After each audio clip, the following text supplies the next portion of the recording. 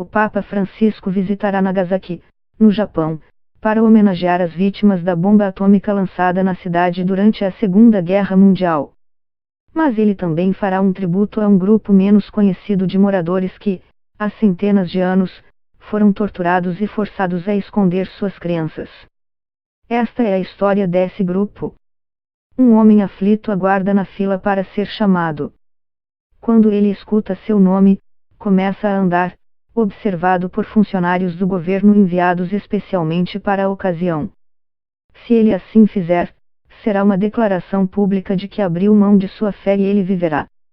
Caso contrário, ele pode ser executado, crucificado ou torturado, mergulhado em água fervente ou botado de ponta cabeça numa cova cheia de excrementos.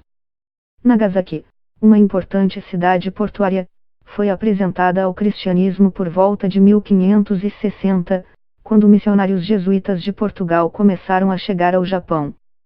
O Império Português era, à época, um dos maiores do mundo, englobando territórios em várias partes do globo, como o Brasil.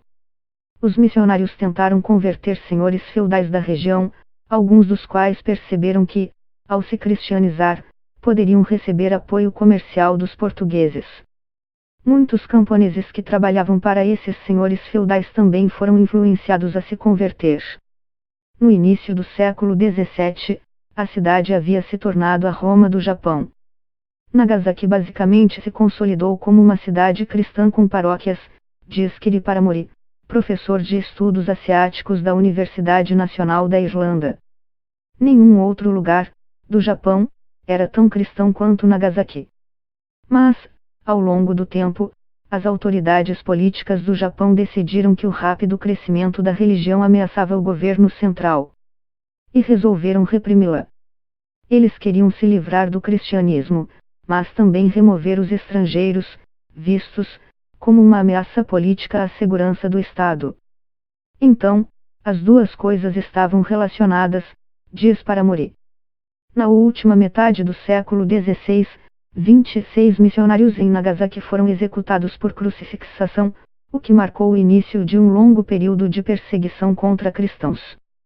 Em 1614, o cristianismo foi banido do país. Missionários estrangeiros foram expulsos, e os que se recusaram foram presos, mortos ou forçados a abrir mão da religião. Por volta de 1620, as autoridades avaliaram que não era suficiente expulsar os líderes religiosos. Deveria haver uma forma de arrancar a religião dos corações das pessoas. A solução: o fumi. Essa era uma imagem entalhada, geralmente em painéis de madeira, retratando Cristo ou Maria. Cada pessoa que vivia em Nagasaki recebeu ordens para pisar no fumi. Logo se tornou uma prática conduzida no início de cada ano. Era uma obrigação, os plebeus, os samurais, os monges budistas, até pessoas doentes não podiam perder. As autoridades levavam os painéis de madeira para as casas delas.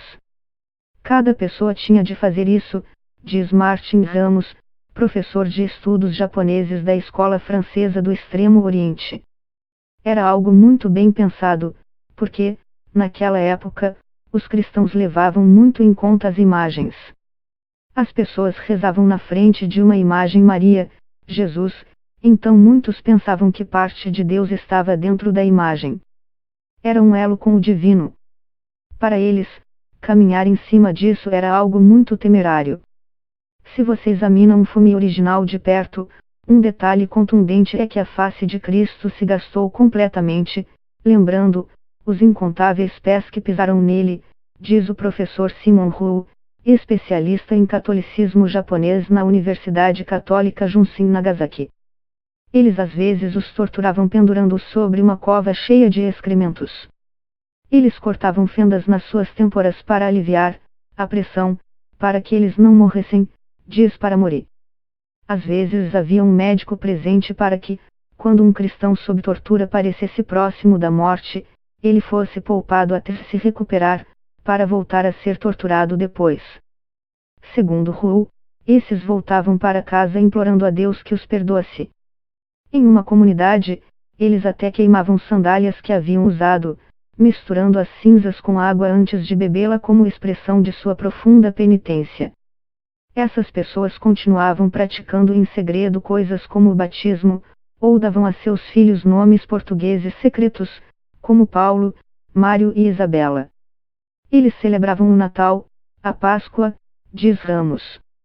Por exemplo, em vez de usar pão na comunhão, eles empregavam arroz, diz Mark Mullins, professor de estudos japoneses da Universidade de Auckland, na Nova Zelândia.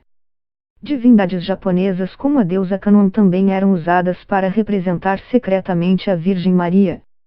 Por mais de 200 anos, eles não tiveram contato com missionários estrangeiros. Então se tornou uma religião muito local, algo passado entre gerações, diz Ramos. Lá pelo fim do século XIX, o Japão decidiu abrir suas fronteiras outra vez. Em 1858, a prática do fumi foi abolida de Nagasaki. Em 1873, a proibição ao cristianismo no Japão foi finalmente abolida mais de 2 séculos após entrar em vigor. Quando o Japão voltou a abrir suas fronteiras, cerca de 20.000 cristãos reapareceram e deixaram de se esconder, diz Mullins. Nesse sentido, as políticas do fumi foram eficientes. Passou-se de cerca de 500.000 para 20.000 cristãos. O Papa, durante sua visita a Nagasaki, fará uma parada em um memorial dedicado aos 26 mártires que morreram no início da perseguição. Hoje, cerca de 1% dos 126 milhões de japoneses são cristãos. A comunidade cristã de Nagasaki segue sendo uma das maiores do país. Um dos paradoxos da história do cristianismo japonês é que se todos os católicos japoneses se recusassem a pisar no fumi e, em vez disso, decidissem morrer como mártires, o cristianismo no Japão também teria morrido, diz Hu. Foi somente porque alguns tomaram uma decisão existencial de pisar no fumi, apesar da crença de que essa ação era pecaminosa, que o cristianismo conseguiu sobreviver no Japão.